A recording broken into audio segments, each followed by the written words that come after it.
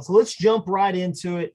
And the first name on this one is probably near and dear to my heart in terms of my actual football fandom.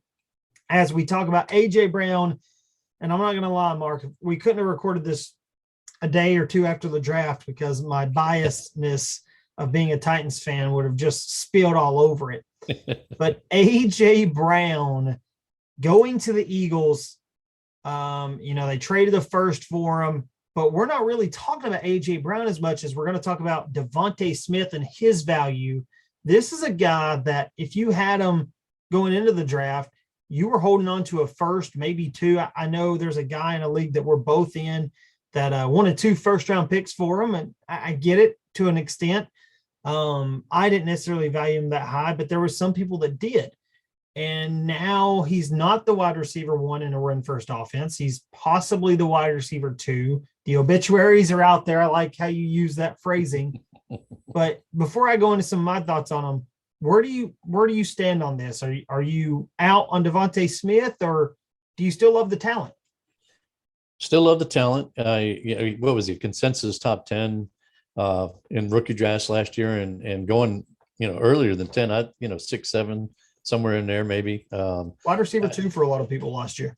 Yeah, very true, very true. And it's only been a year, and I think he's still got a lot of talent. And I think we're panicking a little bit too early. I think everybody's giving it to A.J. Brown. The two things I've seen that are, one is that Smith's toast, man.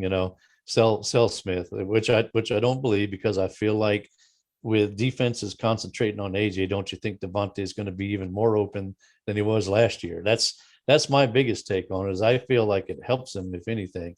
I have seen a lot of people saying now the Eagles are going to be passing a lot more. That's a narrative, man. They pass about 25 times a game. Until we see them increase that, we have to kind of go with that. I think they call more pass plays. Jalen Hurts just don't always pass it. Well, true, very true. So yeah, I think that that could be part of it too. So yeah, I don't think they'll pass much more. And until we see that, I don't think we can go down that rabbit hole. But I think there's enough to go around for those two. I think it hurts maybe some of the other guys more, like Quez Watkins and Jalen Reagor. But I think those two can feast in this offense, and I think it's going to help DeVonta Smith really. So I'm in a little bit of a weird place here, Mark. I'm going to be honest with you. This is a place normally, if Ian was on, I would just go with whatever he said. I would do the opposite and argue that statement, because I'm kind of wishy-washy on this. I'm kind of back and forth. So here's how I broke this down in my mind, okay?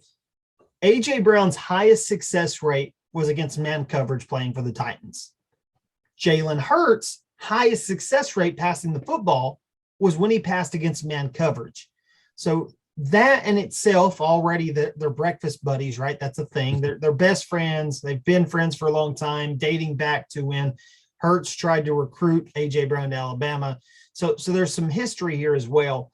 I do think that A.J. Brown is going to be the number 1 in that offense. However, that doesn't mean DeVonta Smith can't eat. So one of the things that I looked at when I was breaking this down was reception perception. Go check it out. You can look them up on Twitter. They have a website as well. But it showed how DeVonta Smith did really well against off coverage and how he did good against zone coverage. So now I think this is a little bit of a pick your poison. I think A.J. Brown's going to force defenses to back off into some zone. And I think that's going to give DeVonta Smith an opportunity to eat in some of that zone. He's a very smart receiver.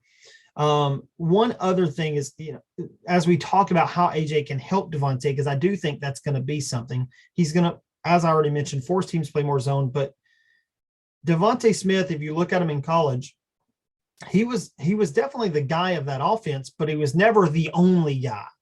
And last year, he was the only guy on the outside. Teams could bracket him, and that's hard for a receiver, especially a slender receiver like he was. He beats press coverage with his feet, not his physicality.